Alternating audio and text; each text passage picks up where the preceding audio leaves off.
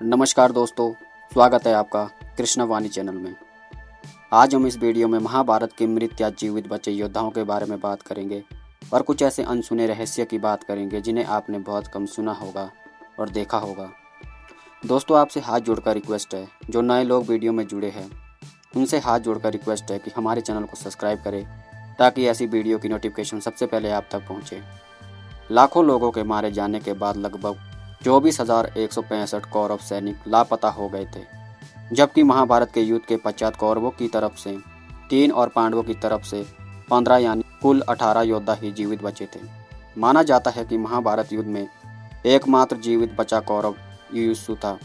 इस युद्ध के प्रमुख सूत्रधार 18 थे, जिनके नाम इस प्रकार हैं: धृतराष्ट्र, दुर्योधन, दुशासन, कर्ण, शकुनी, भीष्म, द्रोण, कृपाचार्य, अश्वत्थामा, कृतवर्मा, श्री कृष्ण, युधिष्ठिर, भीम, अर्जुन, नकुल, सहदेव, द्रौपदी एवं विदुर। कुछ यादव युद्ध में और बाद में गांधारी के श्राप के चलते आपसी युद्ध में मारे गए थे।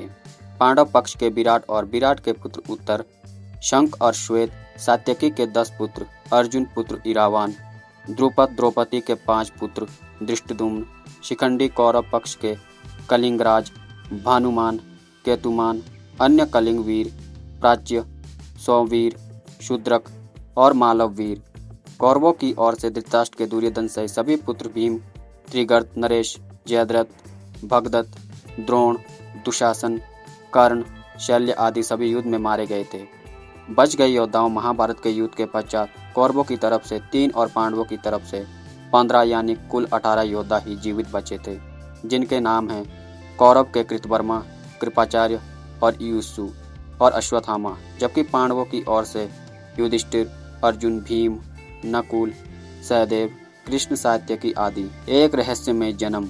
महाभारत में किसी भी व्यक्ति का सामान्य रूप से जन्म नहीं हुआ। श्री कृष्ण का जन्म जहाँ कारावास में बहुत कठिन परिस्थितियों में हुआ, वहीं उससे पूर्व भीष्म का जन्म गंगा की शर्त के उल्लंघन स्वरूप हुआ। शांतनु से गंगा का विवाह हुआ। गंगा से उन्हें 8 पुत्र मिले, जिनमें से 7 को गंगा ने बहा दिया और 8वें पुत्र को पाला पोसा। उनके 8वें पुत्र का नाम देवव्रत था। यह देवव्रत ही आगे चलकर भीष्म कहलाया। भीष्म ने जब ब्रह्मचार्य की प्रतिज्ञा ले ली तो वंश को आगे बढ़ाने का संकट उत्पन्न हुआ। शांतनु की दूसरी पत्नी सत्यवती के 2 पुत्र हुए। इनमें से जीवित बचे विचित्रवीर्य की 2 पत्नियां अंबिका और अंबालिका ने निगोद द्वारा अंबिका से धृतराष्ट्र, अंबालिका से पांडु और दासी से विदुर का जन्म हुआ। इसी तरह धृतराष्ट्र और पांडु को जब कोई पुत्र उत्पन्न नहीं हुआ, फिर से यही वेद व्यास काम आए। अब आप सोचिए, इन्हीं 2 पुत्रों में से एक धृतराष्ट्र के यहाँ जब कोई पुत्र नहीं हुआ तो वेद व्यास की कृपा से ही 99 पुत्र और 1 पुत्री का जन्म हुआ। दूसरी ओर पांडु की 2 पत्नियां कुंती और माद्री थी। दोनों से ही पांडु पुत्र उत्पन्न नहीं कर रहे थे। तब कुंती ने धर्मराज, इंद्र और पवनदेव का आह्वान किया तो युधिष्ठिर, अर्जुन, भीम उत्पन्न हुए। उसी तरह माद्री ने 2 अश्विनी कुमारों का आह्वान किया तो उनसे नकुल और सहदेव उत्पन्न हुए। इसी तरह द्रौपदी का जन्म भी एक रहस्य ही है। कहते हैं कि उसका असली नाम यज्ञसेनी है। यज्ञसेनी इसलिए कि वह यज्ञ से उत्पन्न हुई थी। द्रौपदी नाम महाराज द्रुपद की पुत्री होने के कारण था। इसी तरह गौतम ऋषि की पुत्री शरद्वानी और शरद्वानी के पुत्र कृपाचार्य का जन्म भी एक रहस्य ही है। कृपाचार्य की माता का नाम नामपदी था। नामपदी एक देव कन्या थी। इंद्र ने शरद्वान को साधना से डिगाने के लिए नामपदी को भेज दिया। देव कन्या नामपदी के सौंदर्य के प्रभाव से शरद्वान इतने काम पीड़ित हो गए कि उनका वीर्य स्खलित होकर एक सरकंडे पर गिर पड़ा। वह सरकंडा 2 भागों में विभक्त हो गया, जिनमें से एक भाग से कृप नामक बालक उत्पन्न हुआ और दूसरे भाग से कृपी नामक कन्या उत्पन्न हुई। यह कृप और कृपाचार्य कहलाए। महर्षि भरद्वाज मुनि का वीर्य किसी द्रोण, यज्ञ कलश अथवा पर्वत की गुफा में स्खलित होने से जिस पुत्र का जन्म हुआ उसे द्रोण कहा गया। ऐसे भी उल्लेख है कि भारद्वाज ने गंगा में स्नान करती घृताची को देखा और उसे देखकर वे आसक्त हो गए, जिसके कारण उसका वीर्य स्खलन हो गया, जिसे उन्होंने द्रोण यज्ञ कलश में रख दिया। बाद में उनसे उत्पन्न बालक द्रोण कहलाए। आइए दोस्तों, जानते हैं एक और रहस्य। महाभारत का सबसे बड़ा नायक और खलनायक कौन था? कुरुक्षेत्र में लड़ा गया महाभारत का युद्ध भयंकर युद्ध था। इससे भारत का पतन हो गया। इस युद्ध में संपूर्ण भारतवर्ष के राजाओं के अतिरिक्त बहुत से अन्य देशों के राजाओं ने भी भाग लिया और सबके सब वीर गति को प्राप्त हो गए। लाखों महिलाएं विधवा हो गई। इस युद्ध के परिणाम स्वरूप भारत से वैदिक धर्म, समाज, संस्कृति और सभ्यता का पतन हो गया। इस युद्ध के बाद से ही अखंड भारत बहुधर्मी और बहुसंस्कृति का देश बनकर खंड खंड होता चला गया। अब सवाल यह उठता है कि आखिर कौन युद्ध का जिम्मेवार था और कौन इस युद्ध का सबसे बड़ा नायक और खलनायक था। कहते हैं कि महाभारत का सबसे बड़ा नायक भीष्म थे, जबकि श्री कृष्ण ने तो इस युद्ध को रोकने का बहुत प्रयास किया था।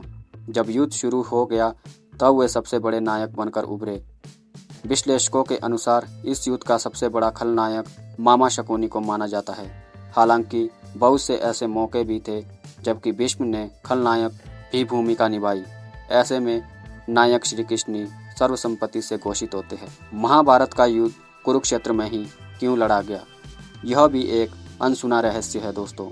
भगवान श्री कृष्ण को डर था कि भाई भाई के, गुरु शिष्य के व संबंध कुटुंबियों के इस युद्ध में एक दूसरे को मरते देखकर कहीं ये संधि ना कर बैठे। इसलिए ऐसी भूमि युद्ध के लिए चुनने का फैसला किया गया जहां क्रोध और द्वेष के संस्कार पर्याप्त मात्रा में हों। तब श्री कृष्ण ने कई दूतों अनेक दिशाओं में भेजे और उन्हें वहां की घटनाओं को जायजा लेने को कहा। एक दूत ने सुनाया कि कुरुक्षेत्र में बड़े भाई ने छोटे भाई को खेत की मेड़ टूटने पर बहते हुए वर्षा के पानी को रोकने के लिए कहा। उसने साफ इनकार कर दिया। इस पर बड़ा भाई आग बबूला हो गया। उसने छोटे भाई को छुरे से गोद डाला और उसकी लाश को पैर पकड़कर घसीटता हुआ उस मेड़ के पास ले गया जहां से पानी निकल रहा था। वहां उस लाश को पानी रोकने के लिए लगा दिया। यह सुनकर श्री कृष्ण ने तय किया कि यही भूमि भाई भाई के युद्ध के लिए उपयुक्त है। जब श्री कृष्ण आश्वस्त हो गए कि इस भूमि के संस्कार यहाँ पर भाइयों के युद्ध के लिए एक दूसरे के प्रति प्रेम उत्पन्न नहीं करने देंगे, तब उन्होंने युद्ध कुरुक्षेत्र में करवाने की घोषणा कर दी। कुरु का क्षेत्र। एक अन्य कथा दूसरी कहानी अनुसार कहती है कि जब कुरु इस क्षेत्र की जुताई कर रहे थे तब इंद्र ने उनसे जाकर इसका कारण पूछा। कुरु ने कहा कि जो भी व्यक्ति इस स्थान पर मारा जाए वह पुण्य लोक में जाएगा, ऐसी मेरी इच्छा है। इंद्र उनकी बात को हंसी में उड़ाते हुए स्वर्गलोक चले गए। ऐसा अनेक बार हुआ।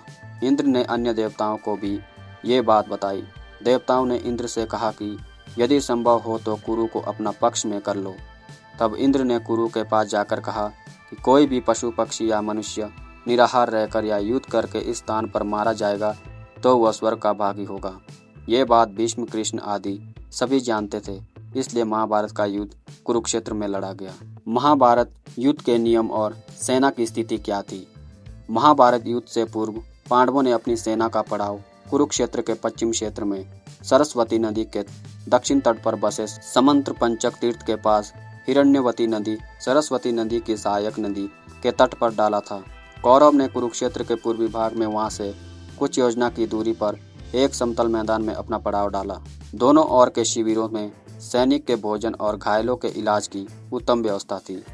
हाथी, घोड़े और रथों की अलग अलग व्यवस्था थी।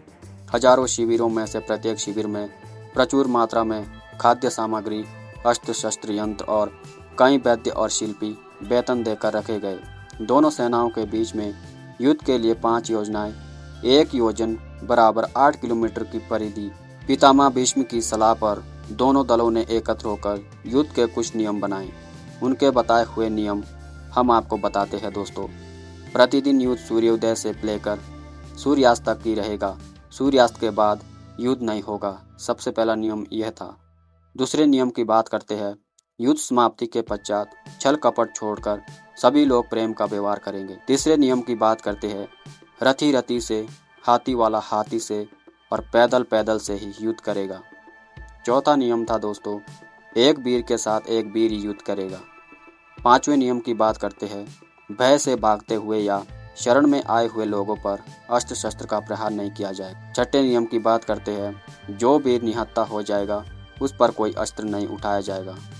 सातवां नियम था दोस्तों, युद्ध में सेवक का काम करने वालों पर कोई अस्त्र नहीं उठाया जाएगा। आइए दोस्तों एक रहस्य और जानते हैं। एक रात के लिए जी उठे थे सभी योद्धा। क्या यह बात सच है कि युद्ध में जितने भी योद्धा मारे गए थे वह एक रात के लिए जीवित हो गए थे? और यदि जीवित हो गए थे तो उन्हें कैसे जीवित किया गया? ऐसी मान्यता और किंवदंती है कि महाभारत युद्ध में मारे गए शरवी शूरवीर जैसे कि भीष्म, द्रोणाचार्य, दुर्योधन, अभिमन्यु, द्रौपदी के पुत्र कर्ण, शिखंडी आदि एक रात के लिए पुनर्जीवित हुए। यह घटना महाभारत युद्ध खत्म होने के 15 साल बाद घटित हुई थी। यह उस समय की बात है जब धृतराष्ट्र, कुंती, विदुर, गांधारी और संजय वन में रहते थे। एक दिन वन में उनसे मिलने युधिष्ठिर पधारे, तभी यह घटना घटी। विदुर जी ने प्राण त्यागने के बाद धृतराष्ट्र के आश्रम में महर्षि वेद व्यास आए। जब उन्हें पता चला कि विदुर जी ने शरीर त्याग दिया, तब उन्होंने बताया कि विदुर धर्मराज के अवतार थे और युधिष्ठिर भी धर्मराज का ही अंश है, इसलिए विदुर जी के प्राण युधिष्ठिर के शरीर में समा गए। महर्षि वेद व्यास ने धृतराष्ट्र, गांधारी और कुंती से कहा कि आज मैं तुम्हें अपनी तपस्या का प्रभाव दिखाऊंगा, तुम्हारी जो इच्छा हो वह मांग लो। तब धृतराष्ट्र व गांधारी ने युद्ध में मृत अपने पुत्रों तथा कुंती ने कर्ण को देखने की इच्छा प्रकट की। द्रौपदी आदि ने कहा कि वे भी अपने परिजनों को देखना चाहते हैं। महर्षि वेद व्यास ने कहा कि ऐसा ही होगा। युद्ध में मारे गए जितने भी वीर हैं उन्हें आज रात तुम सभी देख पाओगे। ऐसा कहकर महर्षि वेद व्यास ने सभी को गंगा तट पर चलने के लिए कहा। महर्षि वेद व्यास के कहने पर सभी गंगा तट पर एकत्रित हो गए और रात होने का इंतजार करने लगे। रात होने पर महर्षि वेद व्यास ने गंगा नदी में प्रवेश किया और पांडव व कौरव पक्ष के सभी मृत योद्धाओं का आह्वान किया। थोड़ी देर में भीष्म, द्रोणाचार्य, कर्ण, दुर्योधन, दुशासन, अभिमन्यु, धृतराष्ट्र के सभी पुत्र, घटोत्कच, द्रौपदी के 5 पुत्र, राजा द्रुपद, धृष्टद्युम्न, शकुनी, शिखंडी आदि वीर जल से बाहर निकल आए। उन सभी के मन में किसी भी प्रकार का अहंकार व क्रोध नहीं था। महर्षि वेद व्यास ने धृतराष्ट्र व गांधारी को दिव्य नेत्र प्रदान किए। सारी रात अपने मृत परिजनों के साथ बिताकर सभी के मन में संतोष हुआ। अपने मृत पुत्र, भाई, पतियों और अन्य संबंधियों से मिलकर सभी का संताप दूर हो गया। इस प्रकार वह अद्भुत रात समाप्त हो गई। आशा करता हूँ दोस्तों आपको यह वीडियो अच्छी लगी हो। प्लीज़ वीडियो को लाइक करें, शेयर करें, कमेंट करें और हमारे चैनल को सब्सक्राइब करें ताकि वीडियो का नोटिफिकेशन सबसे पहले आपको मिले। वीडियो को देखने के लिए धन्यवाद।